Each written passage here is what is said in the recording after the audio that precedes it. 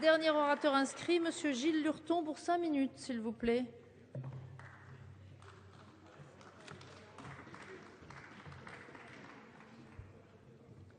Madame la Présidente, Messieurs les ministres, Mesdames et Messieurs les députés, dans la période de crise économique que nous connaissons actuellement, période dans laquelle un très grand nombre de jeunes de 16 à 25 ans qualifiés ou non qualifiés se trouvent dans une situation de chômage de longue durée, souvent désorientés face à un avenir professionnel devenu incertain, je suis favorable à ce que toute solution susceptible de leur redonner espoir et de leur permettre d'acquérir une première expérience professionnelle puisse être examinée.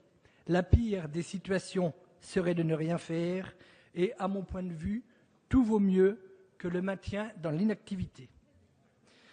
Le projet de loi sur les emplois d'avenir que vous nous soumettez en ce début de session extraordinaire présente cependant, à mon avis, des risques importants, à la fois pour les jeunes qui bénéficieront de ces contrats, mais également pour les collectivités ou les associations qui les emploieront. Risque tout d'abord, je le maintiens, en matière de formation. Il ne servirait à rien de conclure de tels contrats s'ils ne sont pas assortis d'une formation qualifiante, d'autant plus que le projet vise les jeunes sans qualification. Monsieur le ministre chargé de la formation professionnelle et de l'apprentissage, vous nous avez rassurés sur ce point en commission des affaires sociales la semaine dernière. Des amendements ont été acceptés, complétant utilement le texte qui nous est soumis. Je proposerai pour ma part un amendement supplémentaire visant à assortir la signature du contrat d'avenir d'une convention avec un organisme de formation et d'une obligation pour le bénéficiaire du contrat de suivre cette formation. Nous avons trop connu, dans le cadre des emplois jeunes, des bénéficiaires de ces contrats qui, une fois entrés dans la collectivité, ont très vite abandonné la formation qu'ils auraient dû suivre. Toujours en commission la semaine dernière, j'ai fait le parallèle avec les contrats d'apprentissage qui me paraissaient encore aujourd'hui le meilleur moyen d'assurer une formation qualifiante à leurs bénéficiaires. Monsieur le ministre, vous m'avez répondu que les emplois d'avenir ne remettaient aucunement en cause ces contrats d'apprentissage et que ce que j'avais tout à fait compris. Je demandais simplement à ce que ce type de contrat soit privilégié financièrement par le gouvernement avant d'aller vers d'autres formes de contrats précaires. Et je peux vous assurer, Monsieur le ministre, qu'aujourd'hui, un grand nombre de contrats d'apprentissage sont remis en cause, faute de moyens financiers suffisants.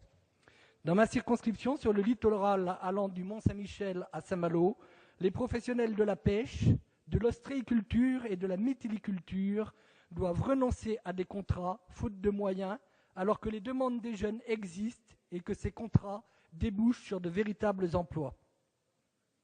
Cet aspect relatif à la formation me paraît essentiel, mais je comprends bien toute la difficulté que pose l'organisation d'un cursus de formation, car nous savons que les premiers contrats débuteront au mois de janvier 2013, mais c'est tout le risque d'un projet trop précipité.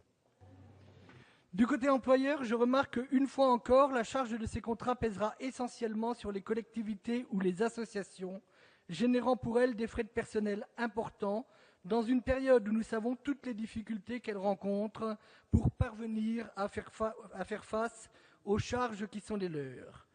Bon nombre d'entre nous ici savent combien nous devons gérer avec rigueur nos budgets de fonctionnement pour pouvoir continuer à investir et ainsi donner du travail aux entreprises qui, grâce à l'action des collectivités publiques en matière d'infrastructure et de construction, peuvent elles-mêmes créer les emplois dont nous avons besoin. Enfin, je maintiens qu'il est injuste de limiter le bénéfice de ces contrats d'avenir, notamment aux jeunes issus des zones urbaines sensibles.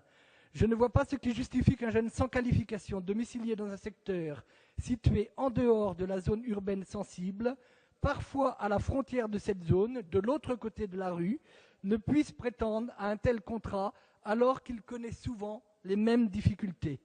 L'exemple de l'ANRU, dossier sur lequel j'ai beaucoup travaillé dans ma commune de Saint-Malo, m'a montré combien il était difficile de limiter une clause d'insertion au périmètre d'une zone urbaine sensible et que très vite, contrairement à ce que prévoyait le texte, il a fallu élargir ce périmètre à l'ensemble du bassin d'emploi concerné. Voici, messieurs les ministres, mesdames et messieurs, les principales observations que je souhaitais faire en complément de celles de mes collègues. Si nous avons le devoir de permettre à notre jeunesse de retrouver le chemin de l'emploi, nous devons aussi lui assurer les meilleures conditions d'insertion dans un milieu ordinaire de travail. Je vous remercie. Merci, monsieur le député. La discussion générale est donc close.